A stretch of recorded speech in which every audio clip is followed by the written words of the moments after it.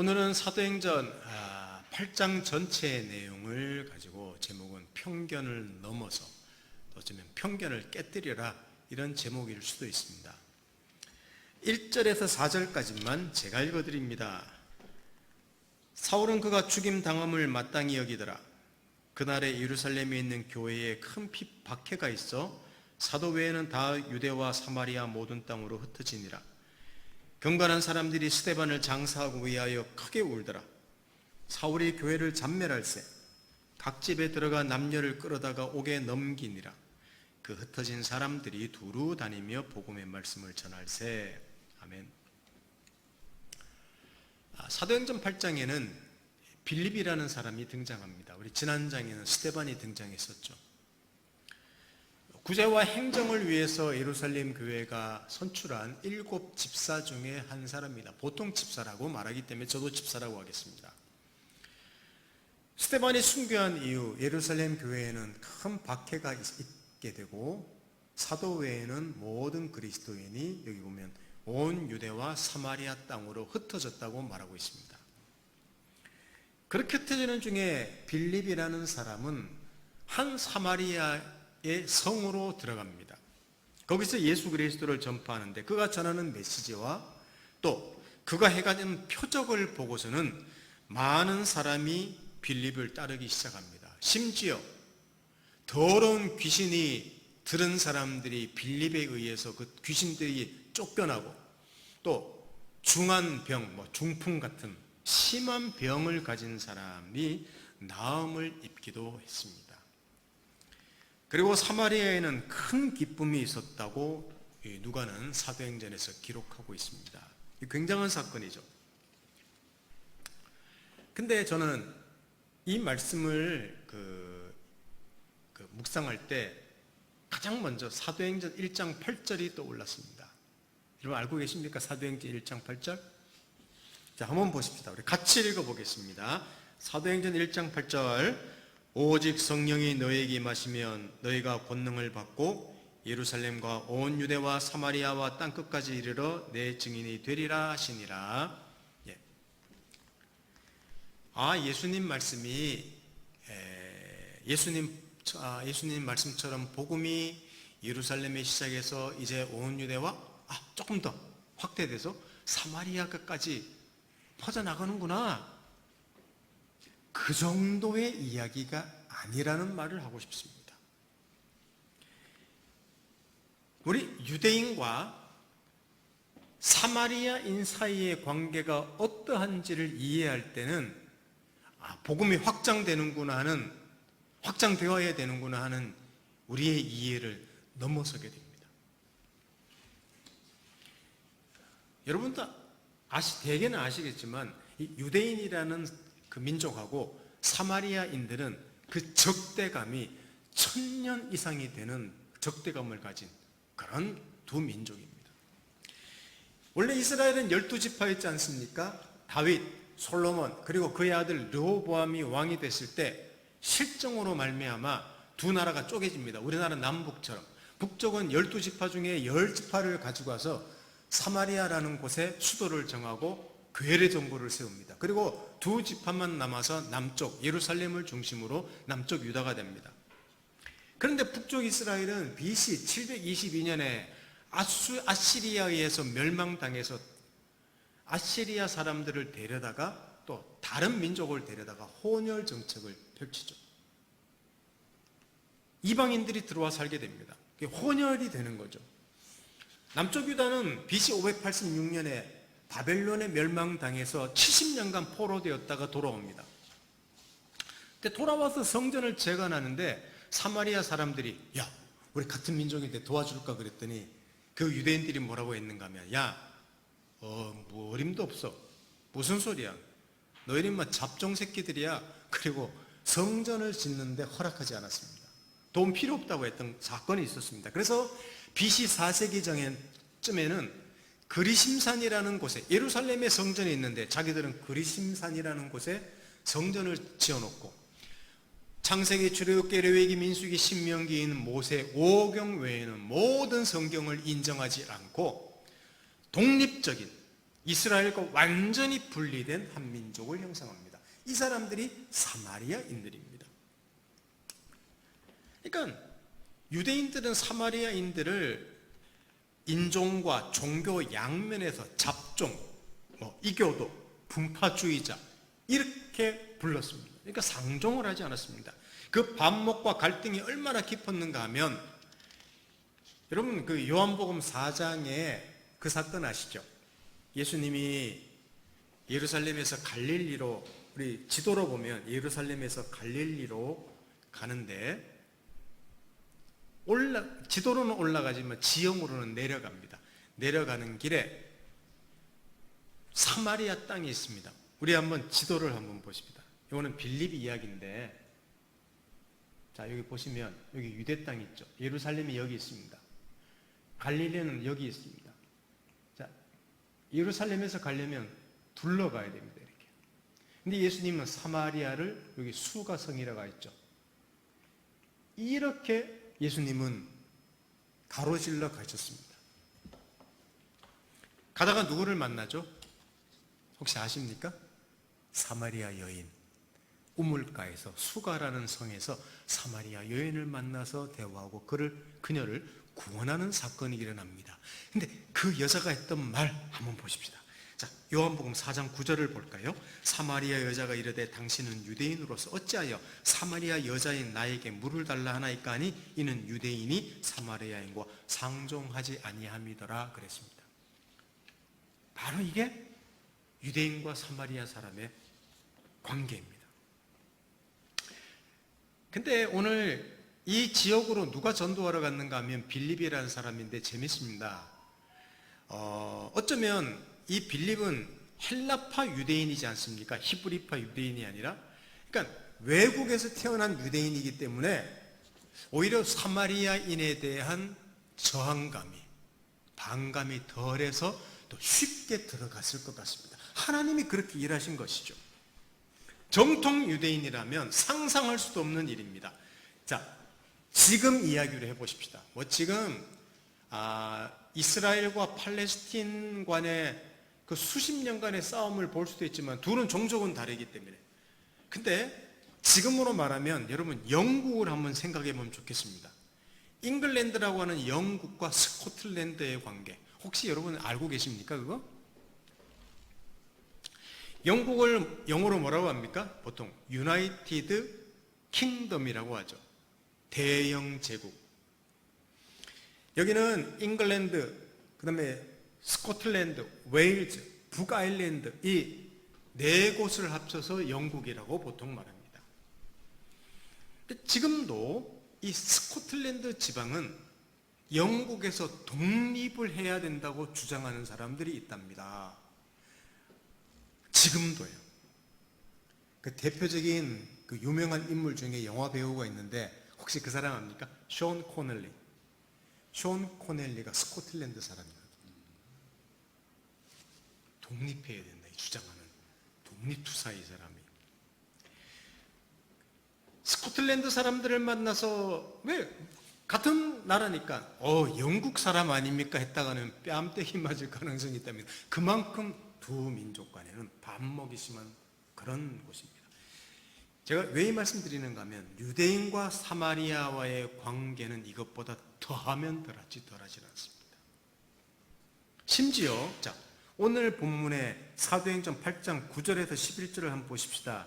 9절에서 11절 한번 보십시오. 그 성에 시몬이라는 사람이 전부터 있어 마술을 행하여 사마리아 백성을 놀라게 하여 자칭 큰 자라 하니 낮은 사람부터 높은 사람까지 다 따르며 이르되 이 사람은 크다 일컫는 하나님의 능력이라 하더라.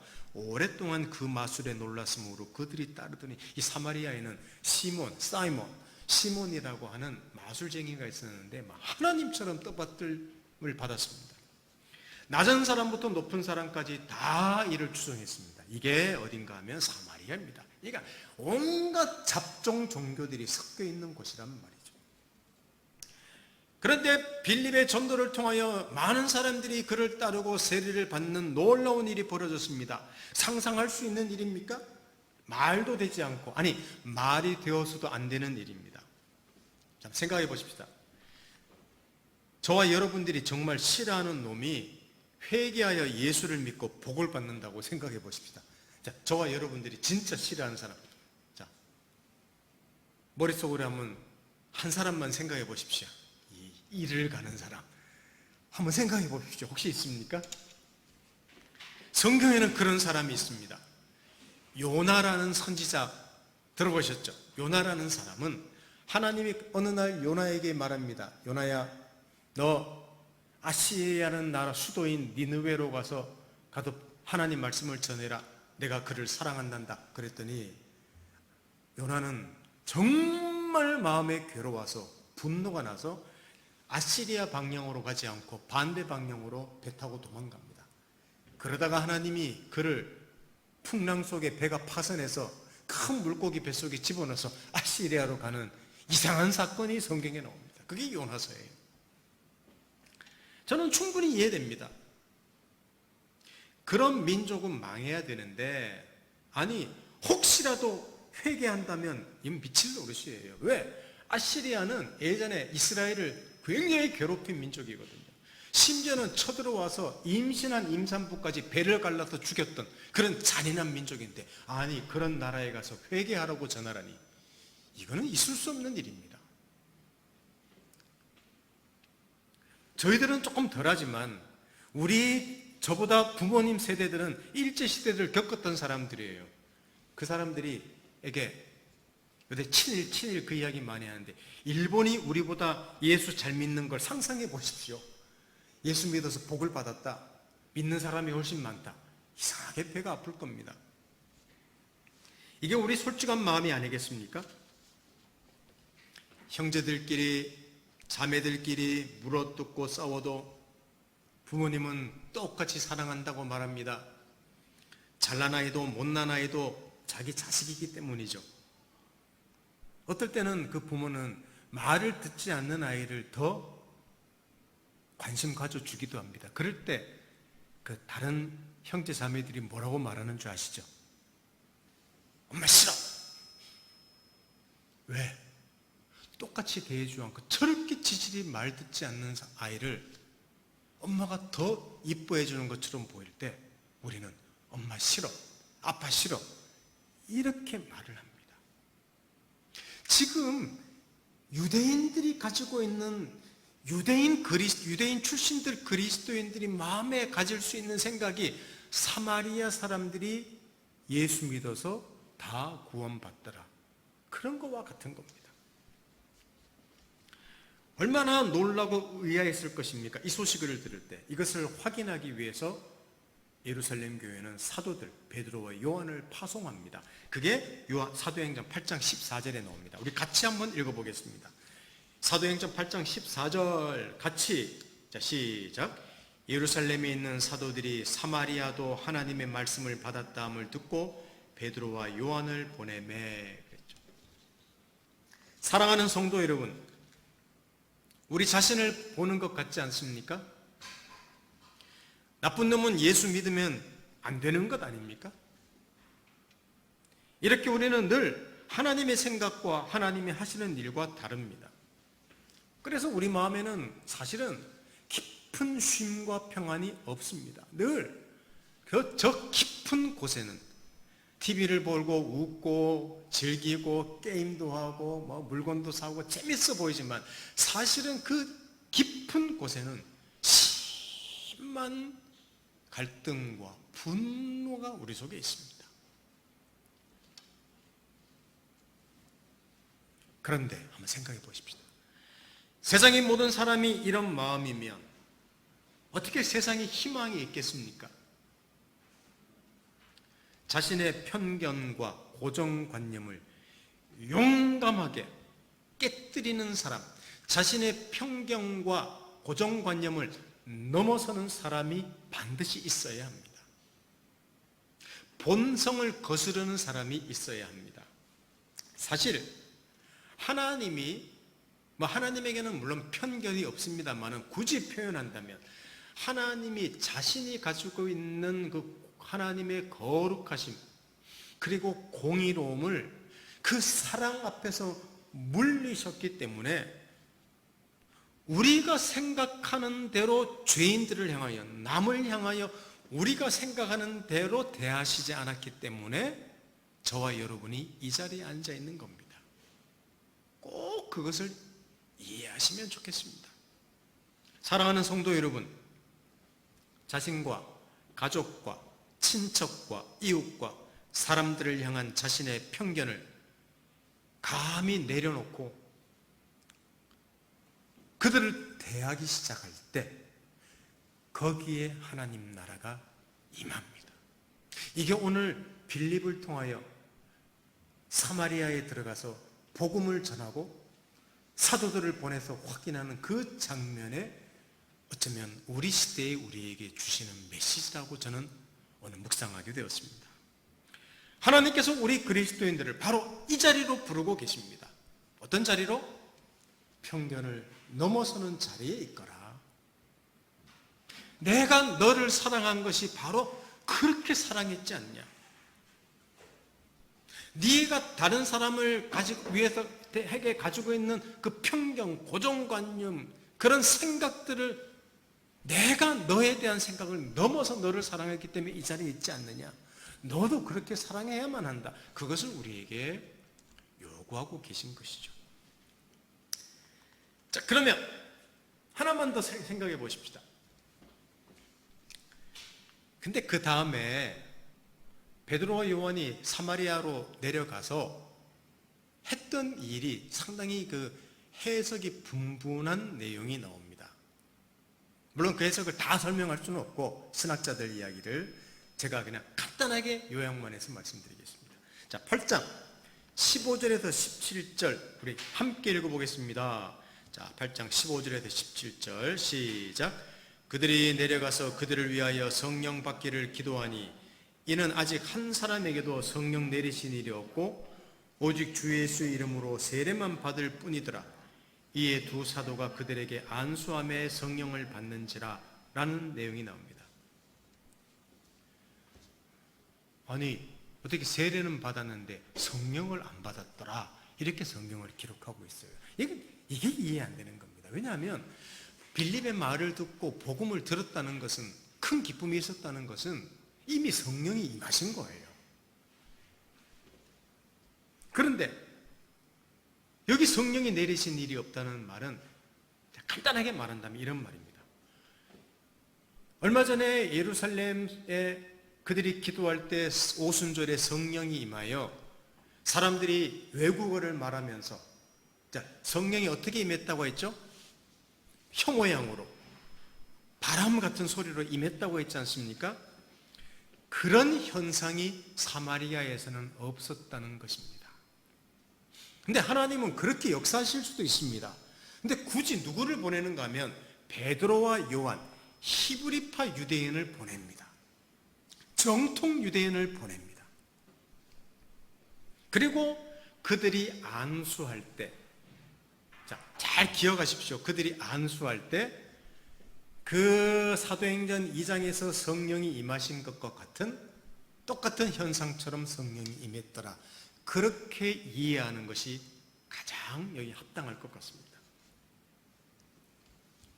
그래서 사도들이 등장합니다. 무엇을 말하는가 하면 하나님의 그 굉장히 유머 있고 강력한 메시지를 담아놨습니다. 무엇인가 하면 예루살렘과 유대인들에게 임하신 성령이 동일하다. 지금 하나님께서는 예루살렘을 사랑하셨듯이 사마리아를 똑같이 사랑한단다, 이 메시지를 담으셨는데, 이 메시지를 담을 때 베드로와 요한이 가서 안수를 해서 그 얼마 전에 성령이 임하신 사건과 똑같은 현상을 보게 만들어서 같은 성령으로 우리에게도 이런 일이 있구나, 하나님 우리를 똑같이 사랑하시구나, 갈등이 있을 필요가 없구나, 편견이 없이 하나님이 사랑하시는구나, 이것을 그들이 알게 만들었다는 사실이죠. 놀라운 일입니다. 그래서 저는 이거 이렇게 사실을 알고 나서 좀 희죽 웃었습니다. 하나님이 너무 재밌어요. 이런 사건을 막 만들어 나가는 게 너무 재밌습니다. 사랑하는 성도 여러분, 이것이 복음입니다. 이것이 복음이에요. 바울이 이방인인 에베소에 복음을 전하면서 그들에게 했던 편지, 이미 개척을 했고 나중에 옥에 갇혔을 때 그들에 대한 편지를 한번 보십시다. 자, 에베소서 2장 12절에서 14절을 한번 보십시오. 에베소서 2장 12절에서 14절. 자, 제가 한 절, 여러분 한 절, 그리고 같이 읽읍시다. 그때 너희는 그리스도 밖에 있었고, 너희라는 말은 에베소 사람들입니다. 이스라엘 나라 밖의 사람이라 약속의 언약에 대해서는 외인이요 이방인이요 세상에서 소망도 없고 하나님도 없는 자이더니 여러분 이제는 전에 있던 멀리 있던 너희가 그리스도 예수 안에서 그리스도의 피로 가까워졌느니라. 같이 읽습니다. 그는 우리의 화평이신지라 둘로 하나를 만드사 원수된 것 곧 중간에 막힌 담을 자기 육체로 허시고. 이것이 바울의 고백입니다. 에베소 사람들은 유대인들이 이스라엘 사람들이 보기에는 희망이 없는 사람들입니다. 근데 예수 안에서 유대인이나 이방인이나 하나로 만드셔서 차별이 없게 만들었다고 이야기하고 있습니다. 그 내용이에요.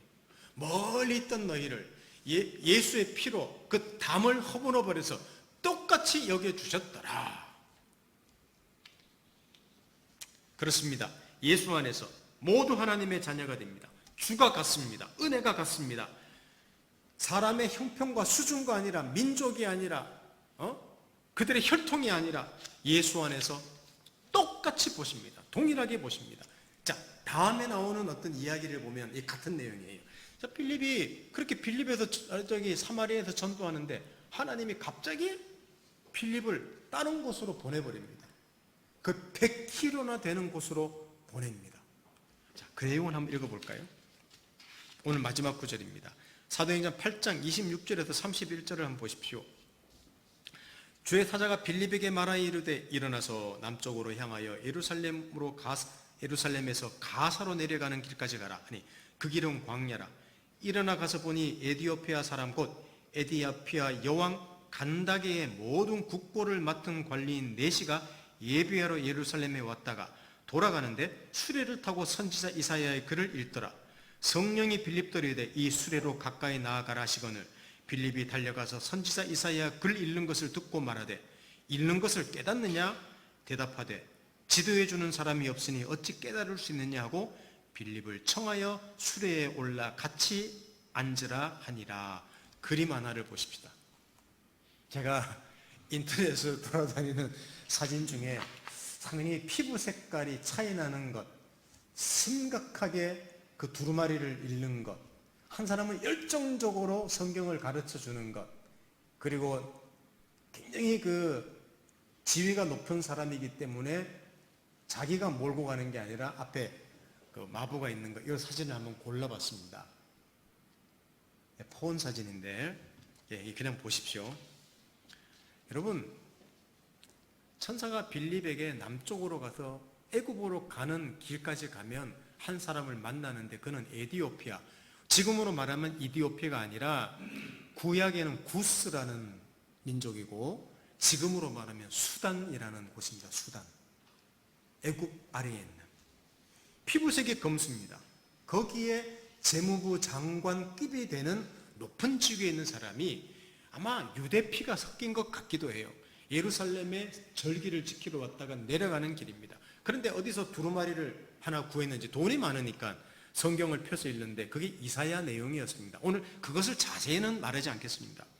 근데 내용을 몰라요. 성령께서 급히 그를 파송하는데 얼마 길이라고 했습니까? 거의 100km 되는 길. 빌립에게 가게 만들어서 해석을 해주고 그를 예수 믿게 만듭니다. 그런 사건이 지금 나오는 장면입니다. 그에게 필요했던 존재도 바로 예수 그리스도였습니다. 하나님께서는 이스라엘 사람들이 생각하기에는 땅끝이라고 생각할 수 있는 검은 피부를 가진 한 사람에게도 똑같이 은혜를 주시고 하나님의 백성으로 부르고 계십니다. 이 한 사람도 너무나 귀중한 존재이기에 한 사람 빌립을, 그것도 사마리아에서 지금 최고의 사역을 누리고 있는 전성기에 그것도 갑자기 생뚱맞은 곳으로 100km 되는 길까지 보내어 그 한 사람에게 성경을 해석해주고 그 다음에 세례를 주면서 하나님 나라로 부르십니다. 이게 오늘 8장 끝부분에 있는 사건입니다. 그렇습니다. 사도행전 1장 8절 말씀처럼 하나님 나라에는 유대인도 있고 사마리아 사람도 있고 땅끝까지 있는 사람도 있습니다. 피부색도 다르고 언어도 다르며 문화도 다르며 자란 배경도 다르며 성품도 다릅니다. 그리고 그들을 부르시는 방법도 다르고 구원받은 자신의 인생을 살아가는 방식도 다릅니다. 서로의 의견도 다르고 습관도 다를 것입니다. 근데 이런 사람들을 부르시는데 이런 사람 모두에게 똑같은 것은 하나 있습니다. 예수 그리스도가 필요한 것은 똑같습니다. 근데 그들을 얼마나 하나님이 소중히 여기시는가 하면, 자, 사마리아로 아무로 안 가려고 해요. 누가 갔다고 했죠? 헬라파 유대인인 빌립을 보내요. 거기서 복음을 전하게 만들었고, 그 빌립을 갑자기 100km나 되는 그 길에 가서 아프리카에 있는 한 사람에게, 어쩌면 땅 끝에 있는 사람이라고 할 수 있는 사람에게 복음을 전하는 것은 무엇을 말하는가 하면 하나님이 그들을 얼마나 소중히 여기시는가 하는 내용입니다.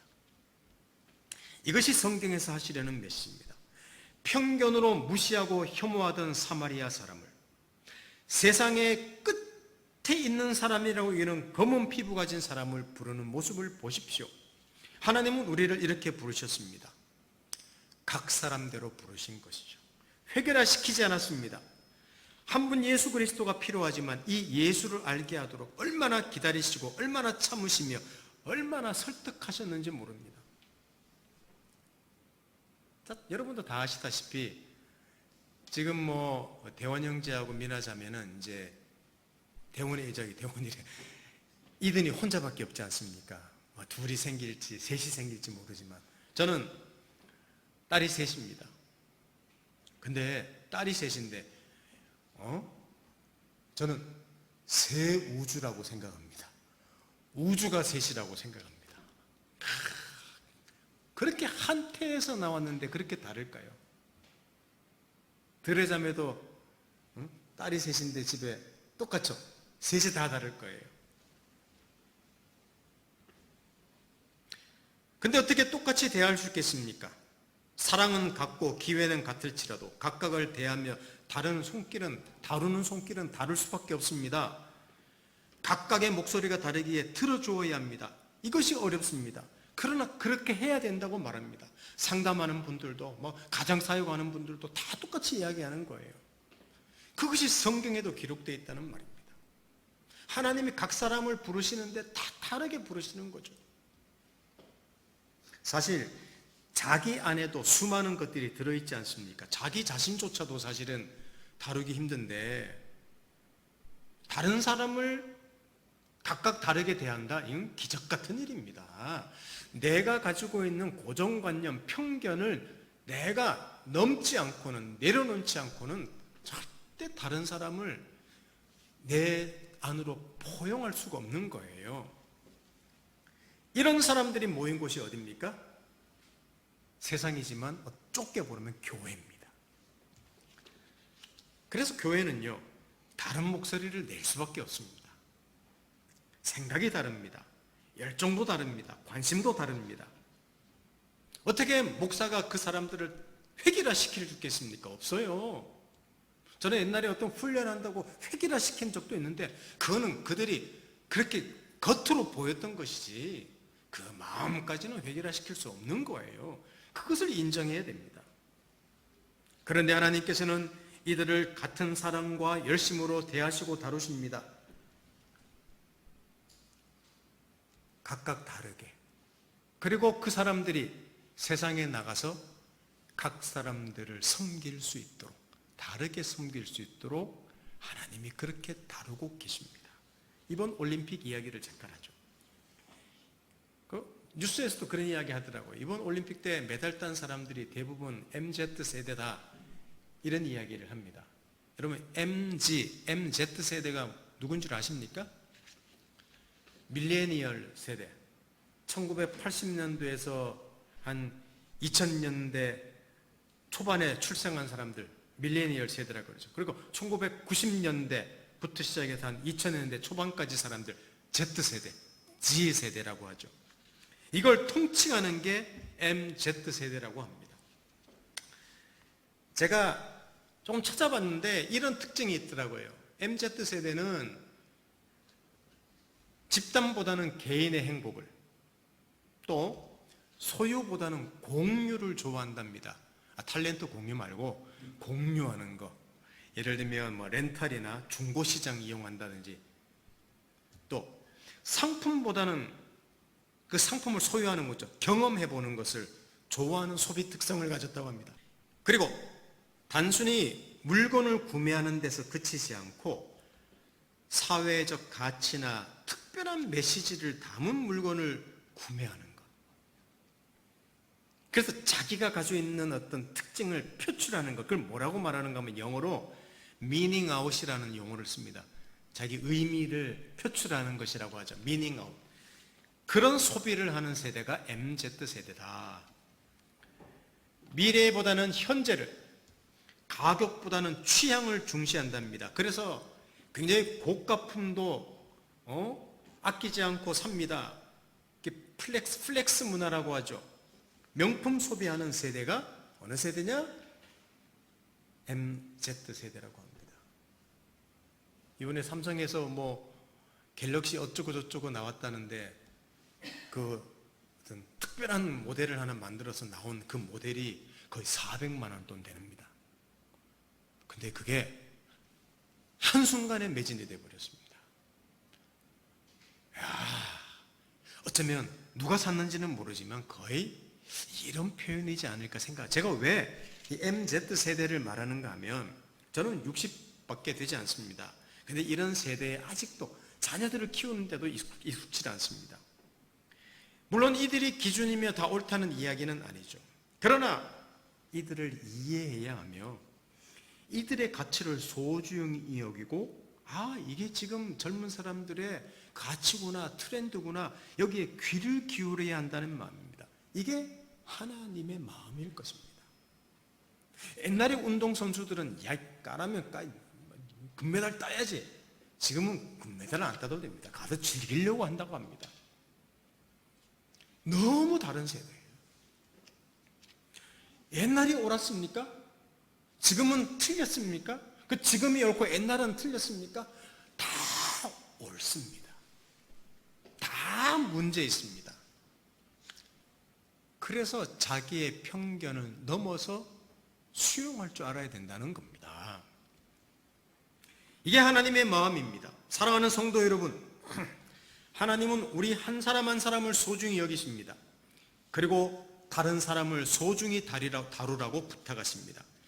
이것을 이해하기 시작할 때 우리 마음에 쉼과 평안이 있을 것입니다. 그래서 교회에 오면 편안해야 된다고 합니다. 편안해야 되는 거예요. 예배 시간에 우리 조는 경우도 있습니다. 이런 사람은 깊은 쉼을 누리고 있는 사람이라고 생각합니다. 밖에서 못 자니까 교회 와서 쉼을 누리는 거죠. 얼마나 좋습니까? 왜? 이해해 주면. 저는 지금도 이런 하나님 마음을 배우고 있습니다. 이게 오늘 한 사람 에디오피아의 그 내시를 부르시는 그 일 속에서 빌립을 통하여, 또 빌립이라는 한 사람을 통하여 그렇게 혐오하는 사마리아를 구원하는 내용을 통하여 그 하나 된다는 것, 한 가족으로, 한 그리스도인으로, 한 공동체로, 한 하나님으로 부르실 때 하나님께서는 얼마나 그 형편을 아시고 소중히 그 사람에 따라 부르시는지, 그 내용을 통하여 하나 된다는 것은 결코 획일화시키는 것이 아니라는 사실을 우리는 한번 생각해 보았습니다. 솔직히 쉽지는 않습니다. 그냥 교회에서도 여러분 우리 전도합시다, 뭐 충성합시다, 새벽기도 나오십시오, 이렇게 그냥 말하면 쉬워요. 그 각 사람의 과부의 이야기, 어린아이의 이야기, 뭐 좀 호렙의 이야기 다 그게 어려운 거예요. 그러나 그렇게 해야 된다고 오늘 성경은 우리에게 시사하고 있습니다. 저를 이렇게 다루셨다는 사실을 이해하면서, 그리고 참으로 다양한 사람이 함께 해야 된다는 사실을 더 알아가면서 저는 마음을 조금씩 넓히고 지금도 그는 배우고 있습니다. 많이 배워야 될 사람입니다. 그래서 하나님께서는 먼저 저한테 3 딸을 주셨는지도 모릅니다. 그리고 아내를 주셨죠.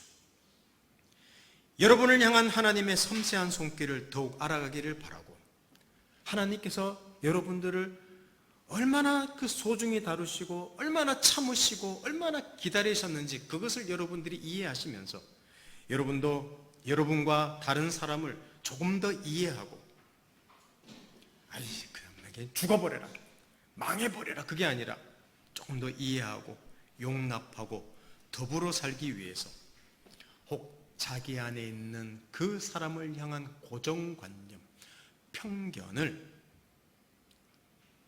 무엇인가를 알고 조금씩 깨트려지는, 넘어서는 기적이 저는 있으면 좋겠습니다.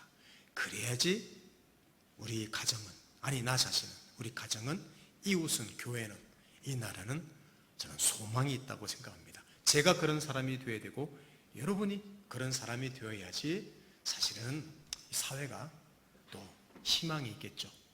오늘 사마리아 전도하는 이 내용 속에 담긴 이 메시지를 잘 이해하시고, 그 사람은 그 고정적인 사람은 아닙니다. 내가 가지고 있는 사람은 안 변해. 맞습니다. 그 죄성은 안 변합니다. 본성은 안 변합니다. 그러나 변할 수 있습니다. 왜? 내가 기대할 때, 내가 그 사람을 향해서 기대할 때, 오래 참아줄 때 변화할 수 있습니다. 그것이 하나님의 일이고 그게 지금 우리 이 자리에 있는 거 아닙니까? 우리 함께 기도하겠습니다. 하나님 아버지, 감사하고 찬양합니다. 빌립이라는 한 사람을 부르셔서 사마리아를, 그렇게 혐오스러운 한 민족을 향하게 하시고, 그리고 상상도 하지 못한 곳에 있는 사람에게 복음을 전하게 하시는 이 하나님의 은혜로운 손길을 대하게 됩니다. 우리를 향해서 하나님이 그렇게 일하셨기 때문에 이 자리에 앉아 있다는 사실을 알 때, 살아계신 하나님,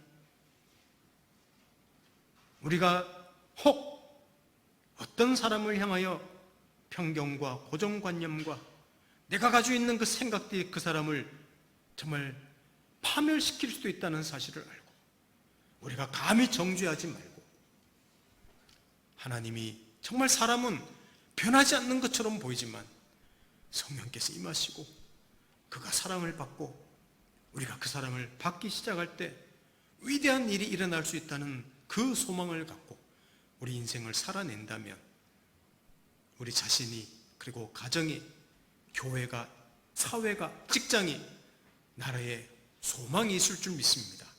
그런 제가 되고 우리 사랑하는 성도들이 될 수 있도록 저희를 축복해 주십시오. 예수님의 이름으로 기도드립니다. 아멘.